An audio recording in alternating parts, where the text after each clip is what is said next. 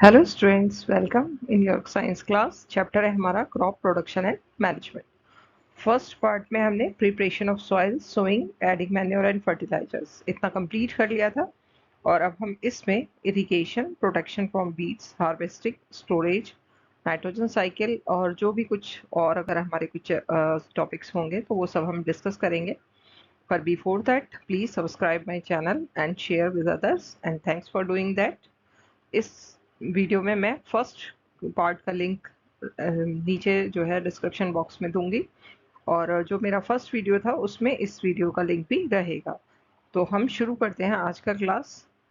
Chapter हमारा क्या है? Crop production and management.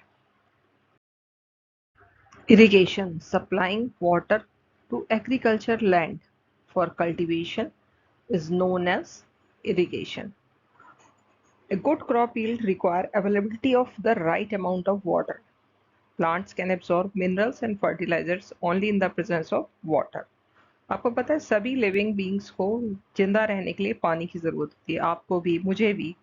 तो वाटर इम्पॉर्टेंट है किसके लिए? ग्रोथ के लिए, डेवलपमेंट के लिए। और जो वाटर है वो एब्जॉर्ब होता है प्लांट रूट्स के थ्रू। किसके थ्रू होता है? प्लांट रूट के थ्रू एब्जॉर्ब कर लिया जाता है। पौधे की रूट्स प्लांट से पानी को एब्जॉर्ब कर लेती हैं। मिनरल्स एंड फर्टिलाइजर्स भी उसी की तरह ऑब्जॉर्ब होते हैं। प्लांट्स में 90% तक क्या रहता है? हमारा वाटर रहता है। तो इसीलिए हम दो तरीके के मेथड्स यहाँ पढ़ेंगे। एक रहेंगे हमारे ट्रेडिशनल मेथड्स और दूसरे रहेंगे मॉडर्न मेथड। ट्रेडिशनल मेथड्स जो होंगे उसमें हम पुराने समय से जो टेक्निक्स यूज करते आ रहे हैं उनके बारे में पढ़ेंगे, और मॉडर्न मेथड्स में जो आजकल हम टेक्निक्स यूज कर रहे हैं उनके बारे में डिटेल में स्टडी करेंगे। तो the supply of water to crops at regular intervals is called irrigation. ये है इसकी definition. Confirm that. I again reply, the supply of water to crops at regular interval is called irrigation.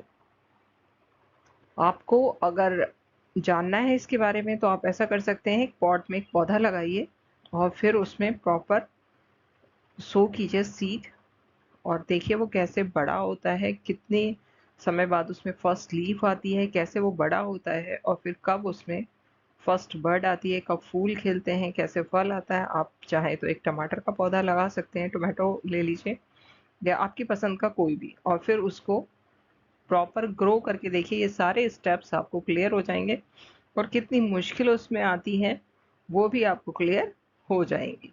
तो अभी हम क्या कर रहे हैं? इरिगेशन पढ़ रहे हैं। तो हमारी जो लैंड है उस पर डिपेंड करता है वो हाइट पे है या सैंडी है, किस तरीके की रिक्वायरमेंट उस फील्ड को है, उस हिसाब से हम इरिगेशन टेक्निक यूज करते हैं आजकल और अपनी एक अच्छी फसल उसमें से लेते हैं। अभी हमने डिस्कस किया कि जो सोर्स ऑफ वाटर है वो क्या है? हमारा मेनली रेनफॉल है।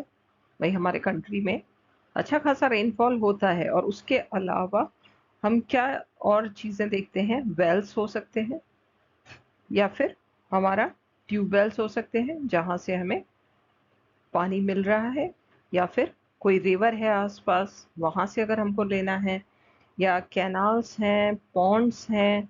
तो जो वाटर की रिक्वायरमेंट हमारी पूरी हो रही है वो कहाँ से हो रही है? कोई लेक है।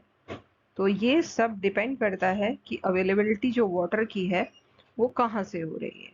उसके हिसाब से हम कुछ जो भी चीज़ें हैं, इरिगेशन सिस्टम है, वो इस्तेमाल करते हैं। यहाँ आप देख रहे हैं ये है डेकली, चेन पंप, मोट, ये है रेड।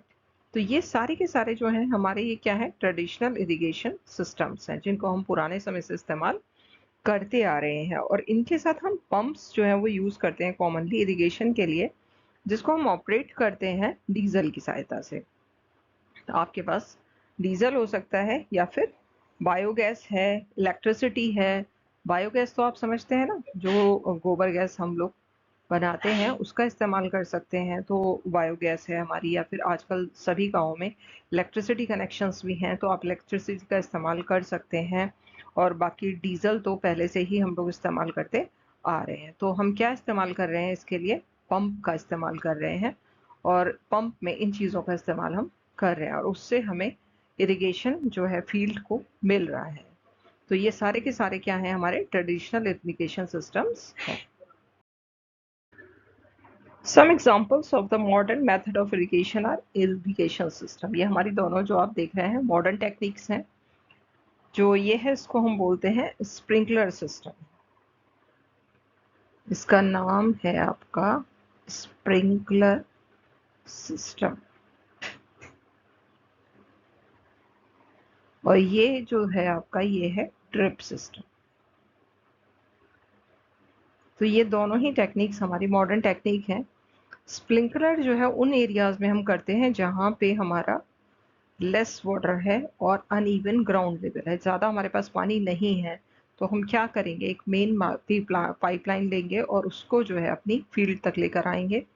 फिर उसको परपेंडिकुलर पाइपलाइंस के साथ एक नेटवर्क बनाएंगे, रोटेटिंग नोजल्स उसमें लगाएंगे।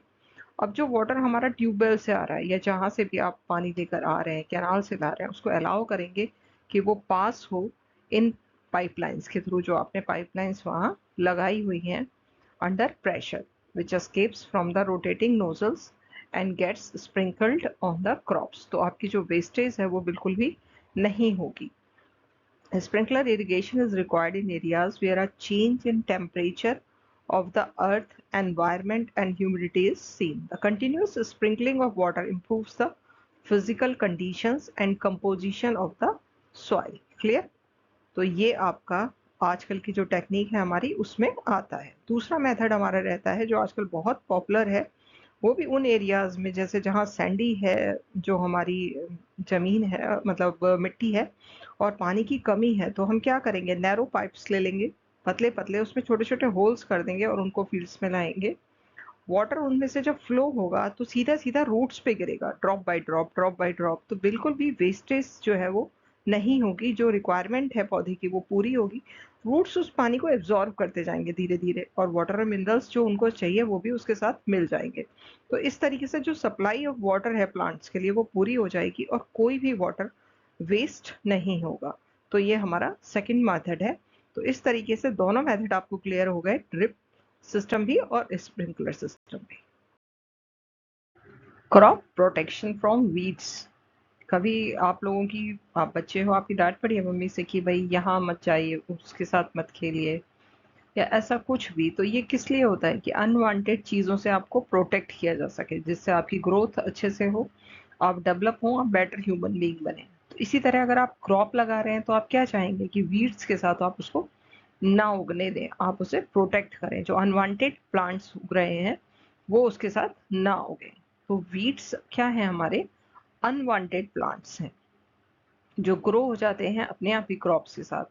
ये जो अनडिजायरेबल प्लांट्स हैं हमने नहीं लगाए हैं, लेकिन जो हम न्यूट्रिएंट्स डाल रहे हैं, अगर हम फर्टिलाइजर्स डाल रहे हैं, सनलाइट है, वाटर है, ये सारे के सारे जो रिसोर्सेज हैं, जो क्रॉप है हमारी, उसके जो ग्रोथ है उसको अफेक्ट कर रहे हैं। लेकिन ये जो वीड्स हैं क्या करेंगे, compete करेंगे उसके साथ, वो भी इन चीज़ों को लेंगे, जिससे रिजल्ट क्या आएगा कि अननॉरिश्ड क्रॉप्स जो हैं हमारी वो हो जाएंगी और डिक्रीज क्या हो जाएगी, हमारी यील्ड्स हो जाएगी। तो इससे जो हमने इतनी मेहनत की है उसके बदले में जितना फायदा हमें होना चाहिए वो हमें नहीं होगा। तो हम क्या चाहेंगे, हम यही चाहेंगे कि वीड्स हमारे खेत में बिल्कुल भी ना हो। To safeguard the productivity of crop, farmer remove these weeds by a process called weeding। क्या कहते हैं हम इस प्रोसेस को, weeding। तो वीडिंग का जो प्रोसेस है वो कंट्रोल करता है ग्रोथ ऑफ वीड्स को। इसके कई मेथड्स भी होते हैं। आप वीडीसाइड्स को छिड़क सकते हैं मैनुअली, आप खुरपी लेके, या एक और हैरो करके मशीन आता है, हाथ से आप उसको जो है हटा सकते हैं, इन चीज़ों को रिमूव कर सकते हैं। Removing weeds by trowel and harrow, plowing the field to remove the weeds even before sowing the seeds। ये काम तो हम करते ही करते हैं। तो इसमें अगर आप हाथ से कर रहे हैं तो टाइम लगता है, इसीलिए हम क्या करते हैं, स्प्रे कर देते हैं। जैसे ये पर्सन क्या कर रहा है, वीडीसाइड जो है छिड़क रहा है, तो इससे कुछ पर्टिकुलर जो वीड्स हैं उगने से उनको रोकेगा। एग्जाम्पल्स क्या क्या होते हैं हमारे, तो अमेरथंथस जो है, एमरेंथस का पौधा आपने आसपास देखा होगा इस तरीके का। एक होता है सैप्रियस रोटेंडस, बैरमुडा ग्रास, ये सब क्या करते हैं, वीड्स हैं। और इसके लिए हम हर्बिसाइड्स यूज करते हैं। तो ये क्या है, केमिकल सब्सटेंस होते हैं जो बहुत इंपॉर्टेंट रोल अदा करते हैं कंट्रोल करने में ग्रोथ ऑफ वीड्स की। और ज़्यादा उनको उगने नहीं देते हैं। इससे हमारा सॉइल का जो इरोजन है वो भी प्रिवेंट होता है और वाटर लॉस भी कम होता है। लेकिन इसके कुछ नुकसान भी होते हैं अगर आप नेचुरल तरीके से प्रोटेक्ट कर रहे हैं, क्योंकि आजकल आप देख रहे हैं ज़्यादातर लोग खेती को प्रोवाइड जो कर रहे हैं वो नेचुरल मेथड से कर रहे हैं। तो पेस्ट कंट्रोल भी नेचुरल मेथड से कर रहे हैं कि क्या करते हैं उसके लिए आप क्रॉप रोटेशन कर सकते हैं। अगर आप क्रॉप रोटेट करते हैं तो एक पर्टिकुलर टाइप के वीड्स जो हैं किसी पर्टिकुलर प्लांट्स के साथ उगते हैं अगर, तो आप उनको रोक सकते हैं। तो उसके लिए हम क्या करते हैं, एक बार एक फसल लगाते हैं, फिर अगली बार सेम फसल ना लगाकर कुछ दूसरी चीजें हम लगाते हैं। दूसरा तरीका हम करते हैं नेचुरल प्रीडेटर्स करके, जैसे बर्ड्स हैं, वो वेरियस टाइप ऑफ इंसेक्ट्स जो होते हैं उनको हम एनकरेज करते हैं, चाहे हम वाटर बाउल्स रखें या नेस्ट वगैरह लगाएं कि वहाँ रहें, जिससे वो नेचुरल तरीके से पेस्ट कंट्रोल होता रहे। लेडी बर्ड्स जो है फार्मर और गार्डनर्स रिलीज करते हैं अपने गार्डन्स में, जिससे वो पेस्ट को खा सकें और उससे प्रोटेक्ट हो उनके प्लांट्स, क्योंकि लेडी बर्ड्स जो है वो हार्म नहीं करते क्रॉप्स को। प्रॉब्लम क्या है कि जो हम पेस्टिसाइड्स डालते हैं उससे हमारी जो सॉइल है उसकी जो पावर है वो कम हो जाती है, वो पॉल्यूट भी हो जाती है, इवन वाटर भी पॉल्यूट हो सकता है। और अगर ह्यूमंस में वो चीज़ आ जाए तो हमें स्किन डिजीज हो जाती है और एडवर्स इफेक्ट पड़ता है। इसीलिए हम लोग वॉश करके जो है वेजिटेबल्स को कुक करते हैं, फ्रूट्स भी वॉश करके खाते हैं, जिससे हमारा रेस्पिरेटरी सिस्टम और स्किन जो है वो बीमारियों से बचे रहें। साइंटिस्ट आजकल ट्राई कर रहे हैं अल्टरनेटिव मेथड खोजने के, जिससे कि हम पेस्ट कंट्रोल बिना केमिकल के यूज़ के कर सकें, क्योंकि केमिकल्स जो पेस्टिसाइड्स हम यूज़ करते हैं उनके बहुत सारे डिसएडवांटेजेस देखने में आ रहे हैं। Crop protection from paste and diseases, दोनों ही चीज़ें, चाहे वो इंसेक्ट्स हों या पेस्ट्स हों, ये क्या करते हैं, डैमेज करते हैं हमारी फसल को और र्यून कर देते हैं पूरी क्रॉप को। और आपने टिड्डी दल का हमला तो सुना होगा, जो पाकिस्तान से आते हैं और फिर पूरे की पूरे फसल खा जाते हैं। टीवी पे भी देखा होगा कि लोगों के घरों में है तो छत पे पूरे में टिड्डियां टिड्डियां ही हैं। तो इससे क्या हो रहा है, रिड्यूस हो जाता है जो हमारा आउटपुट है। इतनी मेहनत हमने की लेकिन 30% या 50% पर एनम अगर छूटता है तो फिर क्या होगा, हमारी सारी मेहनत बेकार हो जाएगी। The simplest ways to guard crop damage are by incorporating integrated pest and bug management. तो हम इंसेक्टिसाइड पेस्टिसाइड्स जो हैं वो क्रॉप डैमेज को रोकने के लिए, कंट्रोल करने के लिए इंसेक्ट्स को यूज करते हैं। लेकिन यही एक चीज नहीं है, दूसरी चीज भी आती है। आप सब ने अभी कोरोना की वजह से तो आप सब ने सुना होगा कि भाई वायरस एक चीज होती है, एक बैक्टीरिया होता है, ये सब आपको इस समय क्लियर हो गया होगा। कुछ फंगस डिजीज होती हैं, लोगों की आंखों में हो गया था तो फंजाई जो होती हैं ये भी डिजीज करती हैं। ये आप सबको मालूम है कि ये जो है माइक्रो ऑर्गेनिज्म्स होते हैं, ये हमें आंखों से दिखाई नहीं देते हैं, लेकिन ये बहुत ज़्यादा डैमेज करते हैं। कितने सारे लोगों ने को इन्होंने मार दिया। तो ये फसलों को भी नुकसान पहुंचाते हैं। इनको हम क्या बोलते हैं, पैथोजेनिक डिजीजेस बोलते हैं।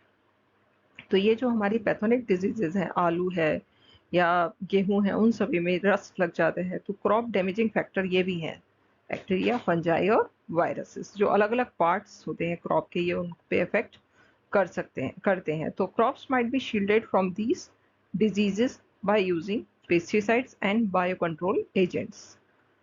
These are crop protection management which should be followed before and through cultivation। इन सब चीज़ों का इस्तेमाल हम करते हैं। लेकिन जैसे अभी आपने सुना होगा डीडीटी जो होता है, डाइक्लोरो डाइफिनाइल ट्राइक्लोरोइथेन, इसके जो यूज़ है उसको मना किया जा रहा है कि आप इसको ज़्यादा इस्तेमाल नहीं कर सकते हैं, रोका जा रहा है, क्योंकि इससे भी प्रॉब्लम्स होती हैं।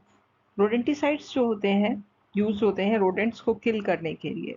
पारफिन एंड जिंक फॉस्फोसाइड्स जो हैं वो रोडेंटिसाइड्स के ही एग्जाम्पल हैं।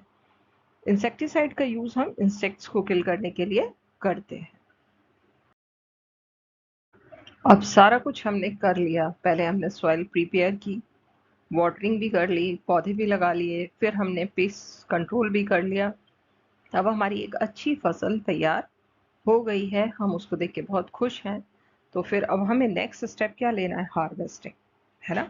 तो harvesting, winnowing, threshing, crops are cut and gathered once they are mature. जब पौधे मैच्योर हो गए हैं तो उन्हें क्या करना है, कट करना है, और ये प्रोसेस हमारा कहलाता है हार्वेस्टिंग।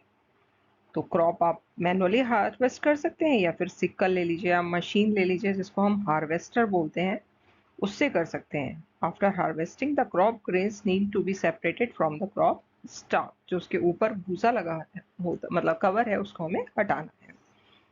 हस्क जो होता है उसको हम लूज करते हैं थ्रेशिंग के प्रोसेस से। ये प्रोसेस मैनुअली भी कर सकते हैं bye beating the crop stock against a hard floor, और या फिर मशीन यूज कर सकते हैं आप जिसको हम थ्रेशर बोलते हैं। एक फॉर्म मशीन आती है जिसको हम कंबाइन भी बोलते हैं, जो इससे हम दोनों काम कर सकते हैं, हार्वेस्टिंग भी कर सकते हैं और थ्रेशिंग भी कर सकते हैं सेम टाइम पे। After the process of threshing the husk of the grains are left behind. These are called chaff which have to be separated from the grains. इसके लिए हमें करना होता है विनोइंग।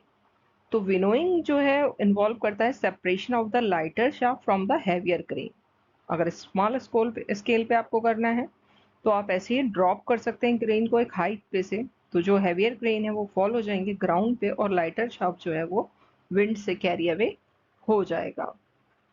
तो इस तरीके से हम ये सारे के सारे प्रोसेस कर लेते हैं। ये देखिए यहाँ पे ये विनोइंग हो रहा है, ये हल्का शब्द जो है अलग हो गया, और ये थ्रेशिंग है जो आप मशीन से कर रहे हैं। तो तीनों ही काम आपके, जब आपकी फसल तैयार हो गई है तब आपको harvesting, threshing and winnowing complete करना होता है। नेक्स्ट स्टेप हमारा आता है स्टोरेज का।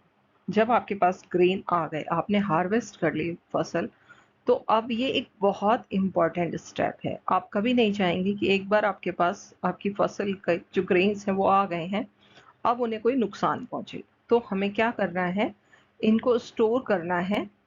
तो ये जो रेडी ग्रेन्स होते हैं इनको हम ग्रेनरीज में या साइलोस में स्टोर करते हैं।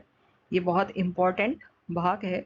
ग्रेन्स को स्टोर करना होता है एक ड्राई प्लेस पे, क्योंकि आपको पता है अगर मॉइस्चर लग जाएगा तो मॉइस्चर उसको खराब कर देगा। फिर रोडेंट्स जो हैं उनसे भी हमें बचाना होता है, वरना चूहे सारा बर्बाद कर देंगे। फंगल इन्फेक्शन से भी हमें उन्हें सिक्योर करना होता है। Fumigation of storage places is carried out to make it free from microbes. अब हमें कोई माइक्रोबियल इन्फेक्शंस नहीं चाहिए। तो ग्रेनरीज क्या है हमारी, granaries are the place where freshly obtained food grains are stored. Government की तरफ से प्रोवाइडेड होते हैं, आप वहाँ रख सकते हैं या फिर आप खुद भी स्टोर कर सकते हैं अपने जो ग्रेन्स हैं उनको। Improving crop production. Initial challenge हमारे पास क्या है कि आप इम्प्रूव करें अपने क्रॉप यील्ड्स को। चाइना हमसे ज़्यादा कम ज़मीन में कहीं ज़्यादा क्रॉप यील्ड करता है, और हमारे पास उससे ज़्यादा ज़मीन है। तो आपको, आपके पास काफ़ी, अब तो हम उससे भी आगे बढ़ने जा रहे हैं जनसंख्या के मामले में। इतने सारे लोगों को आपको ग्रेन्स प्रोवाइड कराने हैं, तो आपको इंक्रीज करना होगा अपने क्रॉप यील्ड्स को, और फिर आपको बेनिफिट भी होगा। जितनी अच्छी आपकी फसल होगी उतना ज़्यादा आपको बेनिफिट होगा। तो ब्रीडिंग जो है यूजफुल होती है। वेरियस स्ट्रेन्स ऑफ क्रॉप्स के जो फीचर्स हैं उनको हम जो ध्यान में रखते हैं वो क्या क्या है, रेजिस्टेंस है, फर्टिलाइजर्स रेस्पॉन्स, प्रोडक्ट क्वालिटी और high yields. The aim of improving high yielding crop varieties क्या होते हैं हमारे, कि हमको हायर यील्ड चाहिए, इंक्रीज जिससे हो प्रोडक्टिविटी क्रॉप पर एकड़। एक एकड़ में आपकी प्रोडक्टिविटी कितनी हो रही है उसको हम बढ़ाना चाहते हैं। हमें ऑब्टेन करने हैं enrich quality of crop products. Quality factor may vary from crop to crop. जैसे अगर आप वीट उगा रहे हैं तो जो क्वालिटी फैक्टर है वो क्या देखा जाएगा कि बेकिंग क्वालिटी क्या है उसकी। ऐसे ही पल्सेस में प्रोटीन हमें कितना मिल रहा है उस पल्स से, वो हम देखते हैं। और ऑयल्स में प्रिजर्विंग क्वालिटी देखी जाती है हमारी फ्रूट्स और वेजिटेबल के अंदर, कि कितना हम उसको प्रिजर्व करके रख सकते हैं। हमारे यहाँ से जो भी ग्रेन्स जैसे चावल है अगर हम उगा रहे हैं और हमें कार्बोहाइड्रेट उससे चाहिए, तो हम ये तो देखेंगे ना कि अच्छी क्वालिटी का हमें कार्बोहाइड्रेट पूरी मात्रा में मिले। तो ये सारी चीज़ें कंसीडर की जाती हैं अगर हम इम्पोर्ट भी कर रहे हैं तब भी। To grow biotic and abiotic resistant crops where they can be protected from disease, insects, nematodes, drought, salinity, waterlogging, heat, cold and frost. The duration of the crop from sowing to harvesting is shortened because the shorter the time, more economical is the variety, which helps farmers to grow multiple round of crops in a year and also reduce the cost of crop production. अगर duration हमारी हम कम कर पाएंगे तो हम multiple crops लगाकर ज़्यादा फायदा उठा सकते हैं उतने ही टाइम में। वाइडर एडेप्टेबिलिटी जो क्रॉप्स हैं वो ग्रो की जाती हैं क्योंकि क्रॉप प्रोडक्शन जो है वो अल्टर ना हो डिफरेंट एनवायरमेंटल कंडीशंस के थ्रू। तो ये सारी चीज़ें हैं जिनका हम ध्यान रखते हैं। और अभी आपने हाइब्रिड क्रॉप्स के बारे में भी सुना होगा, वो भी हम लगाते हैं जिससे कि वीट वगैरह में हमें ज़्यादा प्रोडक्शन मिले, लेकिन कुछ उसके डिसएडवांटेजेस भी देखने में आए हैं, तो वो भी हम कंसीडर करना होता है। नाइट्रोजन साइकिल 78% के लगभग जो हमारा एनवायरनमेंट है उसके अंदर नाइट्रोजन गैस की अवेलेबिलिटी होती है, इतनी अधिक मात्रा में ये है। तो लेकिन ये डायरेक्टली हमारे अंदर इतनी पावर नहीं है कि हम इसको सीधे सीधे यूज़ करें। जैसे हम ऑक्सीजन ले रहे हैं उसी तरीके से हम नाइट्रोजन का इंटेक नहीं ले सकते और ना ही पौधे ले सकते हैं। तो नाइट्रोजन साइकिल क्या है?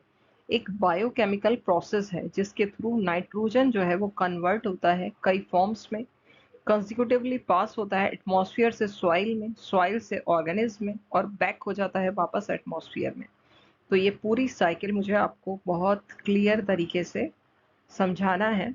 इसमें कई तरीके के प्रोसेस लगते हैं जैसे nitrogen fixation, nitrification, denitrification, decay and putrefaction. Nitrogen gas जो है वो ऑर्गेनिक और इनऑर्गेनिक दोनों फॉर्म्स में है। ऑर्गेनिक नाइट्रोजन जो है वो एग्जिस्ट करता है कहाँ? लिविंग ऑर्गेनिज्म, उसको हम बोलते हैं ऑर्गेनिक नाइट्रोजन। जब हम डेड हो जाते हैं, जैसे पौधे हैं वो नीचे गिर जाते हैं, पत्ते वगैरह हैं, प्लांट्स हैं, अगर एनिमल्स की डेथ होती है तो वो भी ज़मीन पे जो हैं और डिकम्पोज हो रहे हैं, या हम लोग हैं, तो ये पास हो जाता है through the food chain by the consumption of other living organisms. तो वापस वो कहाँ मिल रहा है? सॉइल में। इनऑर्गेनिक फॉर्म ऑफ नाइट्रोजन जो फाउंड होता है वो एबंडेंस में एटमॉस्फेयर में मिलता है। जैसे अभी मैंने कहा कि 78% जो है वो नाइट्रोजन गैस एटमॉस्फेयर में अवेलेबल है। ये जो नाइट्रोजन है इसको प्लांट्स को अवेलेबल कौन करता है? ये है हमारे सिम्बियोटिक बैक्टीरिया। देखिए कुछ अच्छे बैक्टीरिया भी होते हैं, आप दही खाते हैं उसके अंदर भी बैक्टीरियाज होते हैं, तो इनके बिना हमारा जीवन संभव नहीं है। अगर इनको खत्म कर दें तो काफ़ी कुछ खत्म हो जाएगा।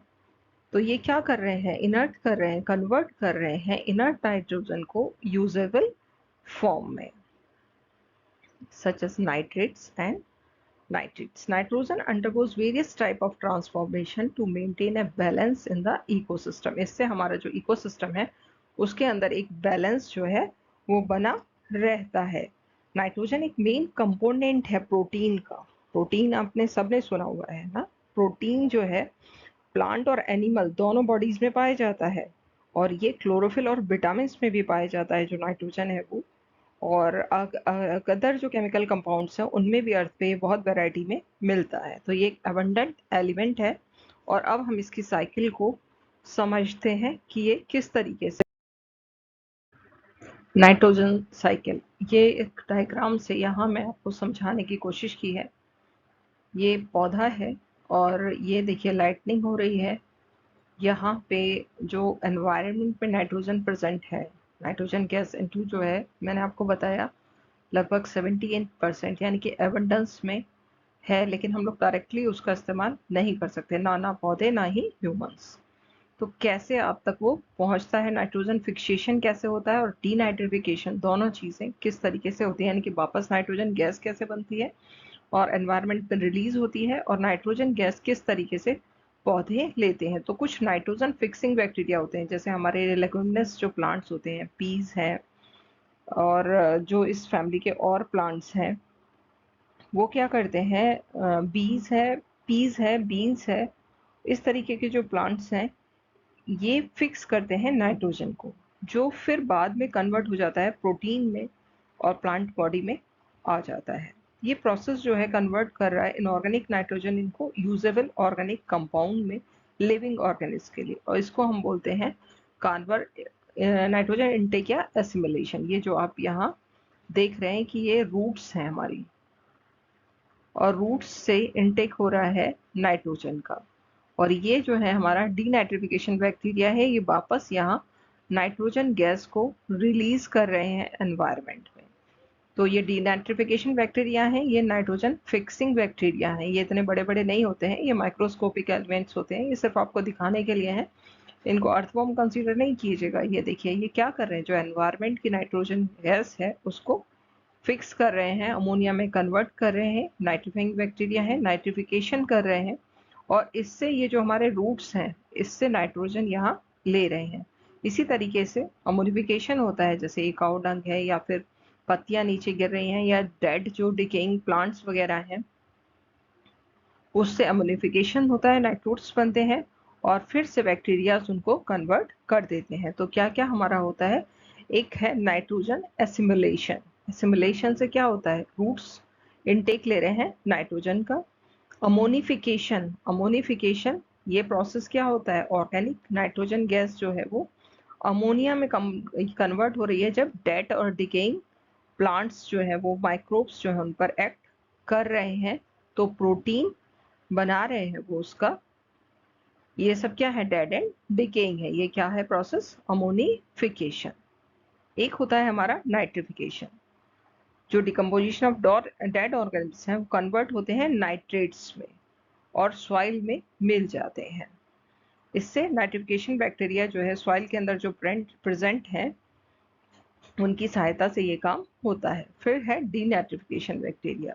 कुछ बैक्टीरियाज हैं जिनको हम बोलते हैं डीनाइट्रीफाइंग बैक्टीरिया, जो डेड प्लांट्स और एनिमल्स पे एक्ट करते हैं, और जो नाइट्रेट्स हैं सॉइल के अंदर उससे नाइट्रोजन गैस रिलीज कर देते हैं, और वो वापस एनवायरनमेंट में रिलीज हो जाती है, बैक मिल जाती है। तो ये पूरी साइकिल है कि जो नाइट्रोजन गैस है वो वापस रिलीज हो रही है एनवायरनमेंट में डीनाइट्रिफिकेशन बैक्टीरिया के थ्रू, और नाइट्रोजन फिक्सिंग बैक्टीरिया के थ्रू वो वापस सॉइल में आ रही है, या डेड एंड डिकेइंग जो प्लांट्स हैं उसके थ्रू सॉइल में आ रही है, और सॉइल से एसिमिलेशन के थ्रू और डीनाइट्रिफिकेशन बैक्टीरिया के थ्रू वापस एनवायरनमेंट में आ रही है। एसिमिलेशन से पौधों में आ रही है और प्रोटीन बन रहा है, और उससे कौन ले रहा है उनको, जो प्लांट्स को खा रहे हैं उनके अंदर वो नाइट्रोजन जा रही है, जैसे कि वो ह्यूमंस हो या फिर एनिमल्स हो। इस तरीके से पूरा नाइट्रोजन का साइकिल कंप्लीट होता है। हाई टेम्परेचर है, लाइटनिंग है, वो भी रिस्पॉन्सिबल होते हैं इस रिएक्शन के लिए, जिससे कि ऑक्साइड्स प्रोड्यूस होते हैं फाइनल प्रोडक्ट के तौर पर। तो ये सब जो प्रोसेस है इसको हम बोलते हैं एटमॉस्फेरिक नाइट्रोजन फिक्सेशन।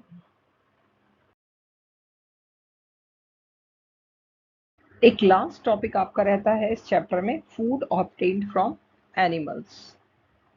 तो सिर्फ पौधों से ही हमें नहीं मिल रहा है खाना, हम किससे लेते हैं, एनिमल्स के साथ भी लेते हैं। तो एनिमल हस्बेंड्री जो है वो रेफर करता है लाइव स्टॉक, यानी कि रेजिंग एंड सेलेक्टिव ब्रीडिंग।